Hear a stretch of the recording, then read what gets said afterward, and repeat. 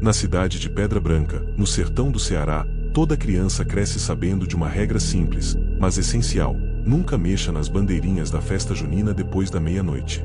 Ninguém explica o motivo com clareza. Dizem apenas que é perigoso, que pode acordar o que está preso nelas. A gente cresce achando graça, claro. É só papel colorido, preso em barbante, balançando com o vento. Mas eu aprendi do jeito mais doloroso que nem tudo que balança no vento é inofensivo. Era junho de 2015. Eu tinha 21 anos e tinha acabado de voltar para Pedra Branca depois de passar uns tempos em Teresina. Voltei por causa da minha avó, que estava doente, e aproveitei a visita para ajudar a montar a festa junina da cidade. Como sempre, a comemoração ia ser na pracinha em frente à igreja, com a igrejinha branca iluminada por lampiões e fitas coloridas. O arraial era bonito, simples, cheio de tradição. Mas havia um detalhe curioso: todas as bandeirinhas vinham de um único lugar. Uma senhora chamada Nair, que morava numa casa afastada, na beira da estrada, era quem costurava cada uma delas. Dona Nair já devia ter uns 90 anos. Diziam que ela fazia isso desde antes da cidade ser cidade. Nunca aparecia na festa, nunca descia da casa. Mas, todo ano, um caminhãozinho ia buscar as caixas com as bandeiras na casa dela e trazia até a praça. Eram centenas, talvez milhares, todas costuradas à mão, uma por uma. E cada bandeirinha tinha um pequeno detalhe bordado no canto inferior, um coração minúsculo feito com linha vermelha. Achei bonito, na verdade, uma espécie de assinatura. Só que ninguém nunca falava disso. Era como se o povo evitasse tocar no assunto. Na semana do evento, me escalaram para ajudar a montar as faixas de bandeirinha à noite. Subi em escada, amarrei corda, estiquei barbante. Fiquei com a mão doendo de tanto nó. Quando deu quase meia-noite, só restava uma faixa para ser colocada. O pessoal queria deixar pro dia seguinte, mas eu disse que fazia sozinho, rápido. Fiquei sozinho na praça, com a última faixa nas mãos. O céu estava limpo, a lua cheia iluminava bem. Amarrei uma ponta no mastro da barraca da pescaria e estiquei até o poste do outro lado. Quando subi na escada para prender a outra ponta, notei uma coisa estranha. Uma das bandeirinhas, azul clara, estava suja. Não de terra ou poeira, mas de sangue. Era uma mancha pequena, mas fresca. Toquei com o dedo e ainda estava úmido. Achei que podia ser um inseto esmagado ou algum acidente de costura, mas antes que pudesse pensar muito, um vento forte soprou, me fazendo perder o equilíbrio e cair da escada. Caí de costas no chão duro e bati a cabeça. Acordei minutos depois, meio tonto, com o mundo girando. As luzes da praça estavam apagadas. Tudo quieto demais. Quando levantei, notei que todas as bandeirinhas estavam tremendo, mesmo sem vento. E então começou o sussurro. Vinha do alto, das bandeiras. Vozes baixas, como se alguém rezasse ou chorasse. Olhei para cima e vi algo que até hoje me atormenta quando fecho os olhos. As bandeirinhas estavam manchadas, cada uma delas. E não era só sangue. Eram como pedaços de pele. Pele costurada por dentro, como se o tecido escondesse algo vivo.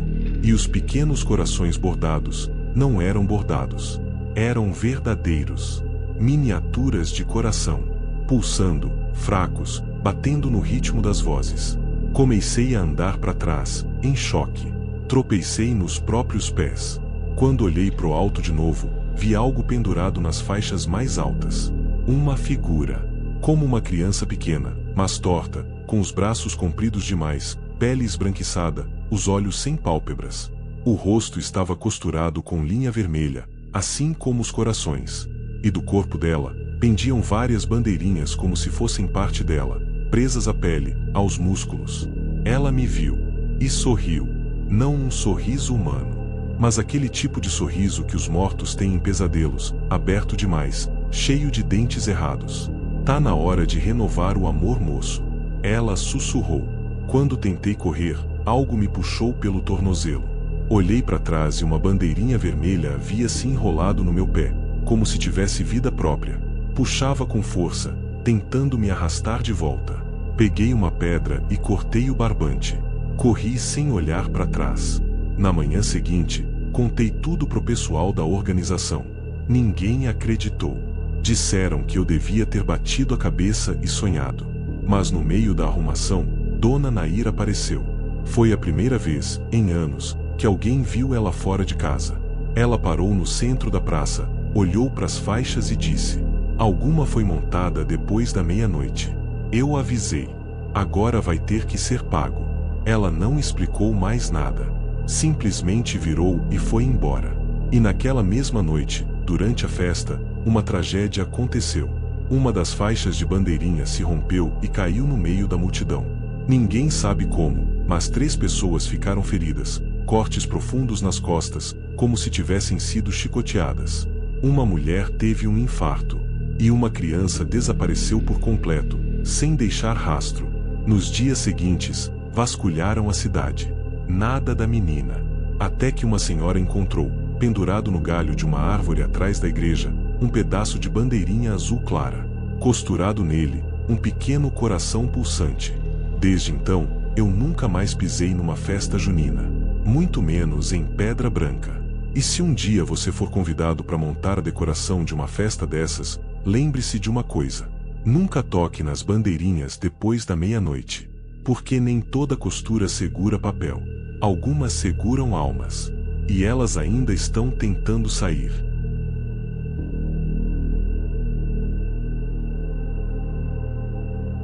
A festa junina da minha cidade sempre foi conhecida pela localização. Ela acontece no alto da Serra do Morcego, uma elevação de pedra e mata que cerca o vilarejo de Capinzal do Sul.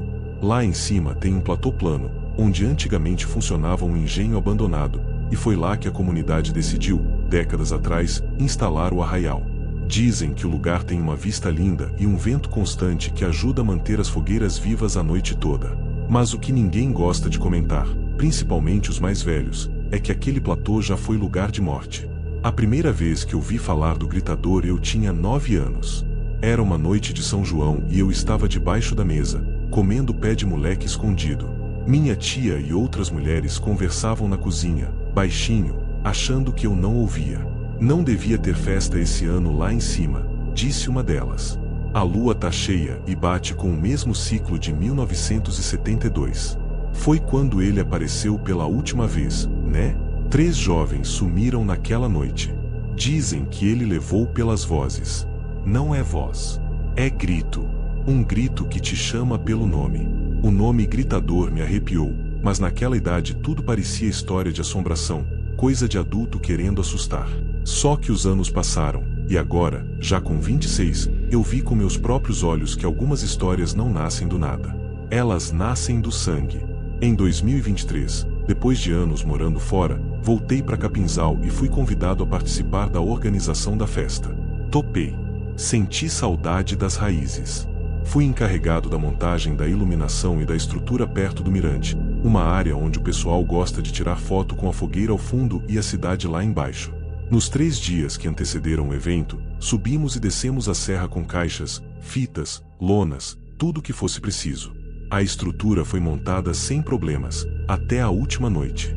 Era 22 de junho, e eu estava sozinho no topo da serra, terminando de ajustar os refletores. Estava tudo silencioso, exceto pelo som dos grilos e do vento constante. A cidade lá embaixo já começava a acender suas luzes, mas lá em cima ainda estava escuro. Era por volta das 10 da noite quando ouvi o primeiro grito. Foi longo, cortante. Parecia vir de dentro da mata, não longe dali. Achei que fosse algum animal. Talvez uma jaguatirica ou uma coruja. Continuei trabalhando. Até que ouvi de novo. Dessa vez, mais perto. E veio junto com uma coisa que me gelou por dentro. Luiz. Era meu nome. Sussurrado no fim do grito. Larguei tudo e desci. Dormi mal naquela noite, ouvindo tal chamado ecoar na cabeça como se o vento carregasse aquilo direto pro meu quarto. No dia seguinte, comentei por alto com a dona Neuza, uma das senhoras mais antigas da comunidade. Ela ficou branca. "O grito veio com seu nome?" "Veio. Você tem que ir embora da festa. Não pode subir." Ela me contou, com voz baixa, que o gritador é um espírito antigo, de um homem que morreu degolado no topo da serra, num julgamento popular, acusado de crimes horrendos durante o tempo do engenho. Foi amarrado, julgado por homens embriagados e jogado de um penhasco. Dizem que ele caiu gritando. Um grito tão desesperado que ecoou por horas. E que, desde então, sempre que a lua cheia coincide com São João, ele volta. Mas não com o corpo. Ele volta na voz. Na gritaria. Chamando as pessoas pelo nome, uma por uma. Se você responde, ele te encontra. E se te encontra, te leva. Ninguém acha o corpo. Achei tudo absurdo. Histórias para evitar que o povo bagunce demais. No dia da festa, subi com o pessoal mesmo assim. A noite estava quente, o céu limpo. A lua cheia surgia redonda no alto da serra, iluminando tudo com um brilho estranho. As pessoas dançavam, bebiam, riam. A música era boa. Parecia impossível algo dar errado. Por volta da meia-noite, um dos adolescentes sumiu. Achavam que ele tinha descido com alguma menina, mas ninguém confirmou. Me chamaram para ajudar a procurar. Peguei uma lanterna e fui sozinho até o limite do platô, perto do mirante. Foi quando ouvi de novo. Luiz. Dessa vez, tão perto quanto meu próprio ouvido. Olhei ao redor, apontando a lanterna, mas não havia ninguém. Só mato e pedra. E o vento. Você escutou. Isso basta. Foi o que ouvi em seguida. Uma voz que não era só som, era dor. Um tipo de dor que atravessa a pele e entra na mente. A lanterna apagou. O celular travou. E então vi, a poucos metros de mim, uma figura de pé. Alta, disforme. Como uma sombra que se recusa a se definir. Só dava para ver que tremia, como se fosse feita de fumaça, e que a boca estava aberta. Aberta demais. Da boca, não saía língua. Saía mais vento. E gritos. Gritos de gente. Gritos de nomes. Comecei a correr. Atravessei as barracas, tropecei em mesas, derrubei uma caixa de quentão. Ninguém me ouviu. A música estava alta, os fogos começaram a estourar no céu, abafando tudo. Mas eu ainda ouvia meu nome. Cheguei até o caminhão da prefeitura e me tranquei dentro da cabine. Só saí quando o sol nasceu. Naquele ano, 3 pessoas desapareceram durante a festa. 2 jovens e uma mulher de meia idade. Nenhuma foi encontrada. As buscas duraram semanas, sem pistas. Hoje eu moro longe. Virei técnico de som numa rádio comunitária. Me mudei para um lugar onde não se sobe serra para dançar quadrilha. Mas todo mês de junho, quando a lua começa a crescer no céu, eu uso tampão de ouvido para dormir. E deixo bilhetes na minha casa com um aviso.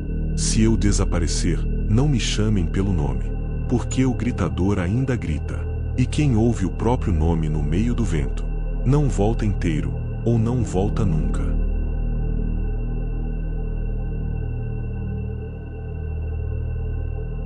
Quando você ouve falar de encruzilhada no interior, o pensamento vai direto para as promessas.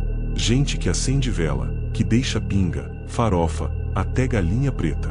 Todo mundo conhece alguma história. Mas aqui, em São Miguel das Matas, tem uma encruzilhada que ninguém ousa usar. Ela fica num descampado no caminho entre a cidade e o antigo engenho desativado. É um ponto seco, estéril, onde nem mato cresce. Um pedaço de terra que parece rejeitar a vida. Durante o ano, ela fica esquecida. Mas quando chega o mês de junho, todo mundo fecha a boca e reza em dobro. Porque é ali que ele aparece. O homem de palha. Dizem que, se a tradição não for seguida à risca durante a festa junina, ele vem buscar o que é dele. Minha família sempre teve um papel importante na organização das festas da cidade. Meu avô ajudava a erguer o mastro, meu pai acendia a fogueira principal. E comigo não foi diferente.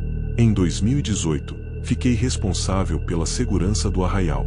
Nada formal, só aquele esquema de voluntário, junto com outros rapazes. A festa ia ser grande. Queriam impressionar turistas. Mudaram o cardápio, mudaram o som e, o pior de tudo, decidiram substituir o tradicional boneco de palha por um balão inflável de LED, moderno, como disseram. Eu não gostei, nem minha mãe. Ela chorou quando soube que o boneco não ia mais ser feito. Você não entende, ela disse, me puxando pelo braço. Aquilo não é só enfeite. É oferenda. É selo. A gente faz o boneco e deixa na encruzilhada porque precisa. É para ele não vir. Tentei argumentar, dizer que essas coisas eram superstição. Ela me mandou calar a boca, com os olhos marejados. Falou que em 1979, quando o boneco não foi deixado, 3 pessoas morreram queimadas na barraca do milho, que ouviram risadas no meio da fumaça, que encontraram pegadas de palha no chão de terra batida. A festa chegou. Tudo parecia certo. Música, comida, risos, crianças correndo.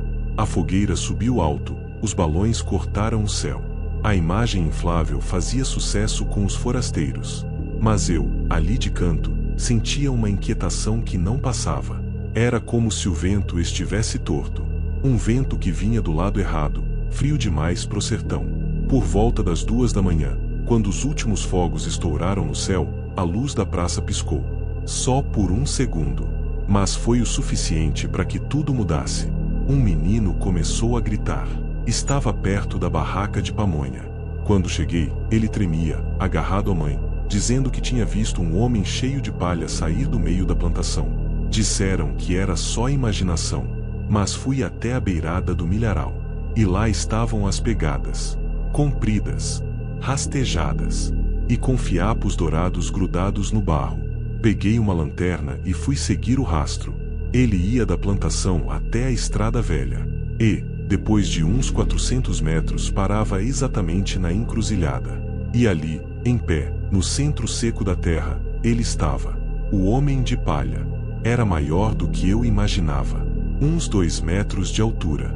O corpo feito inteiramente de palha amarrada, trançada, compacta como músculos. Não tinha rosto. Só um buraco onde os olhos deveriam estar, escuro, vazio. Os braços pendiam longos demais, quase tocando o chão. As pernas, tortas. Mas ele se mexia. Lentamente. Como se ouvisse música que ninguém mais ouvia. Cadê o boneco? Ele sussurrou. A voz não veio da boca. Veio do vento. Da terra. De dentro da minha cabeça. Eu gelei. Tentei correr, mas minhas pernas não respondiam. Cadê o que é meu? Ele repetiu.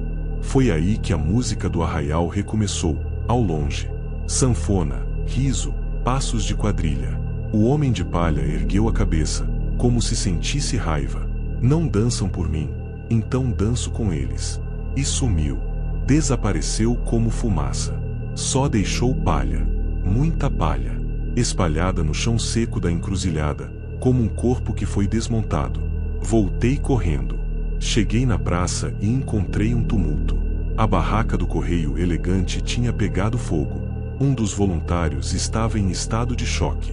Dizia que alguém o empurrou, mas não viu ninguém. Um casal desapareceu no meio do milharal e só foram encontrados no dia seguinte, dormindo no chão, com as roupas rasgadas e palha enfiada na boca. Minha mãe me abraçou chorando. Ele voltou. Agora vai querer todo ano de novo. Até alguém lembrar. Desde então, a tradição foi retomada. Todos os anos, no dia 21 de junho, um boneco de palha é feito à mão.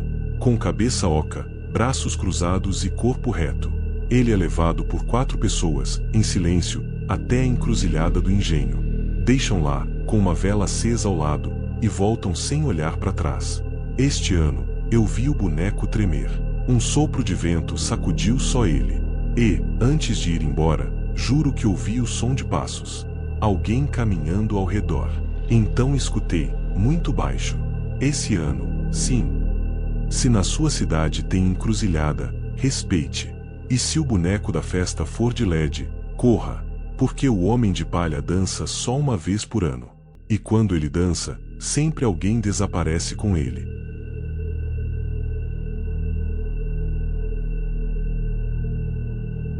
Quando eu era pequeno, minha avó me fazia cobrir os olhos toda vez que a quadrilha da festa junina chegava na parte do casamento.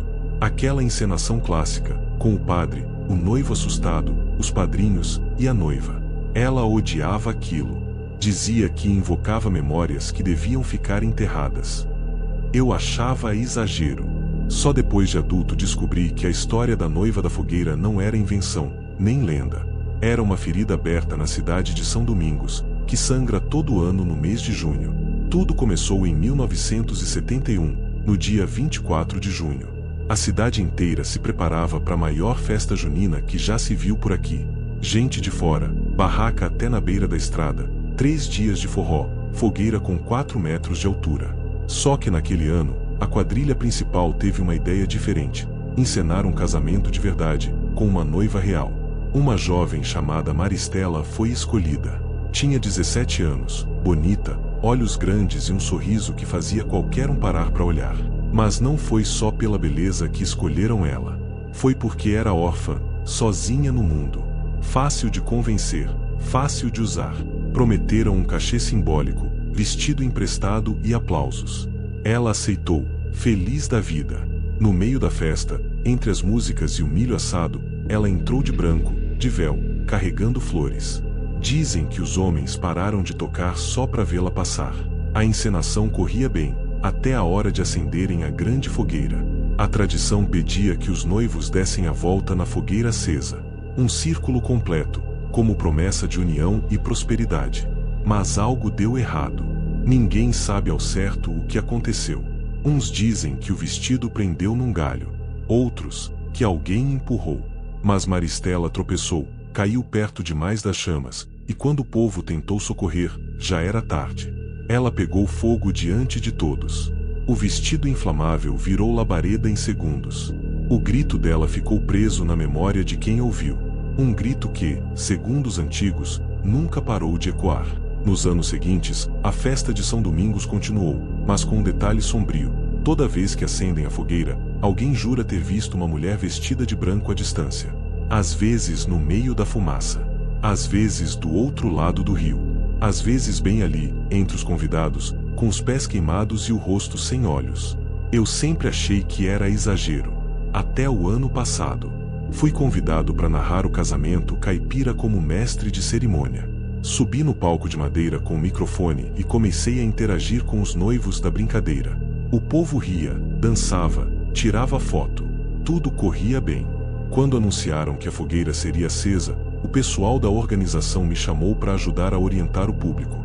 Fiquei perto do círculo de proteção, quando senti um frio que não fazia sentido.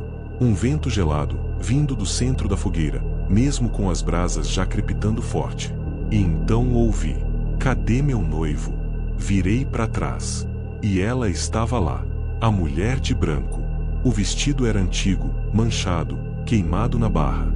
Os cabelos desgrenhados, colados no rosto pálido. A pele parecia cera derretida. Mas o pior eram os olhos. 2 buracos escuros, fundos, com algo pulsando lá dentro.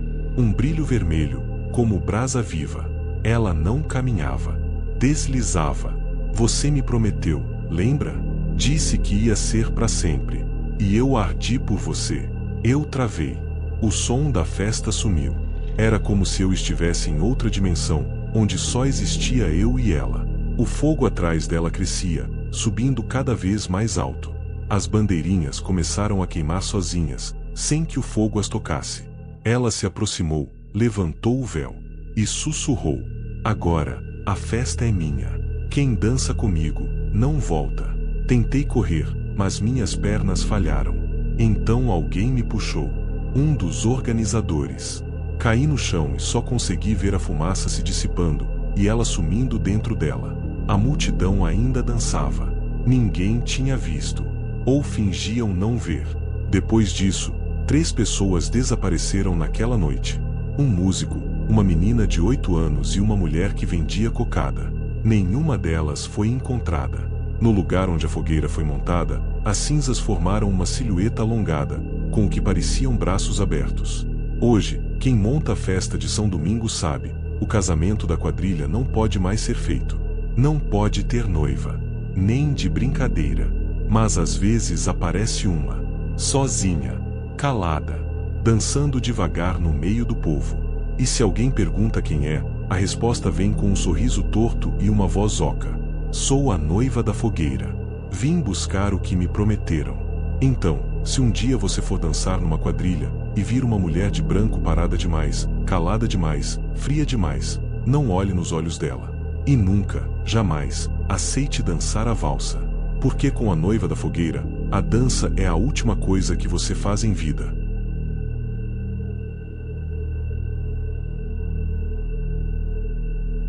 Desde pequeno, aprendi que na zona rural de Jussaral dos Campos, a roça de milho não é só alimento, é território.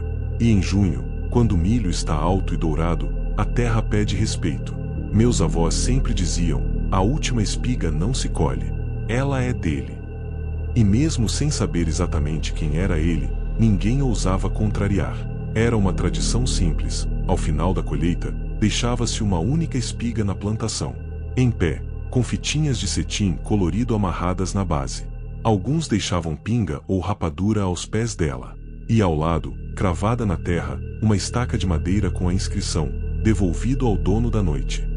Eu sempre achei aquilo superstição boba. Uma história inventada para dar charme à festa. Até que em 2022, resolveram fazer diferente. A prefeitura trouxe uma empresa de fora para organizar o Arraiá de Jussaral. Gente que nunca pisou em roça, mas queria inovar. Instalaram arquibancada, som digital, palco giratório e, o erro maior, colheram o milho inteiro. Todo ele. Sem cerimônia. Sem deixar nada. A última espiga foi arrancada por uma retroescavadeira, com riso de deboche e uma piada idiota sobre milho não ter dono. Na primeira noite da festa, parecia tudo normal. Música alta, luzes fortes, barracas vendendo canjica e cuscuz. A fogueira queimava firme no centro do campo, iluminando os milharais já baixos, cortados rente à terra. Eu tava lá com meu irmão, ajudando na segurança, quando percebi que o vento mudava de direção o tempo todo. Era estranho. E mais estranho ainda foi o cheiro. Um azedo de palha podre, misturado com suor e terra molhada. Tem algo errado, murmurei. Ele só riu. Disse que era cansaço. Por volta da meia-noite, um dos meninos da quadrilha se perdeu. Tava se trocando no vestiário improvisado atrás da plantação e sumiu. Começamos a procurar.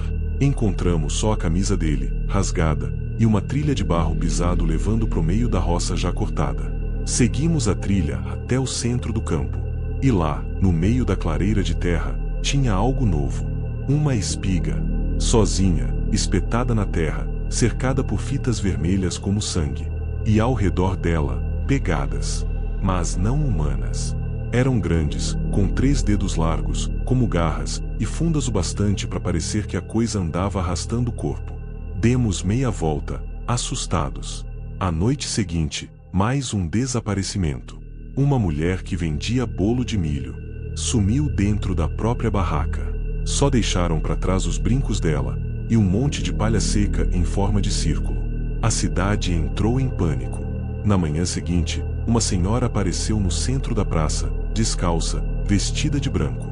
Ninguém sabia de onde ela tinha vindo. Se chamava Inácia, morava na parte mais antiga do vilarejo.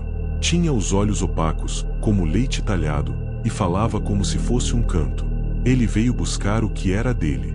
A espiga foi roubada. E com ela, o limite da noite. Ninguém entendeu. Ela apontou pro milharal e disse: se ele não tiver a última espiga, ele colhe gente. A prefeitura tentou abafar, claro.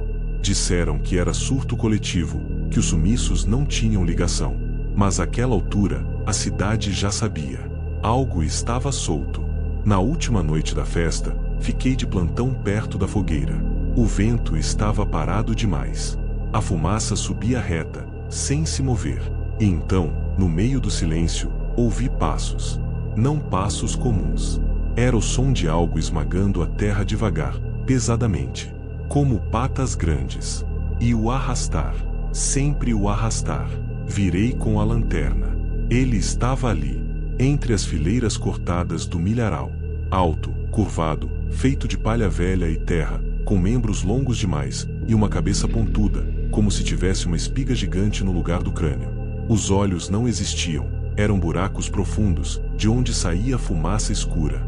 A boca se abria até o peito, e dela escorria baba preta, grossa como melaço. Ele me olhou. Mesmo sem olhos, ele me viu. E falou: cadê o que é meu? Cadê minha espiga? Comecei a correr. Atravessei a festa em pânico. Gritei, empurrei gente. Ninguém acreditava. Até que a luz caiu. O gerador falhou. E então, gritos. 1, 2, depois 10. Gente desaparecendo entre as barracas. Uma menina foi puxada para baixo da carroça de fogos. Um homem sumiu dentro do banheiro químico e só deixaram para trás os dentes. No dia seguinte, a praça amanheceu vazia, com marcas queimadas no chão, formando um círculo, e no centro dele, a espiga. Mas não a espiga comum. Era feita de dentes humanos, com fios de cabelo trançado como palha. Hoje, a tradição voltou. A última espiga nunca mais foi colhida. Deixam ela em pé, com as fitinhas e a estaca. À noite, fazem silêncio. Ninguém toca nela. Ninguém olha direto para ela. E ninguém ousa rir das velhas crenças. Se um dia você estiver numa festa junina em cidade pequena e notar uma espiga solitária no meio da plantação, respeite. Porque se ela cair, se ela for levada, ele vem. E o que ele colhe, nunca brota de novo.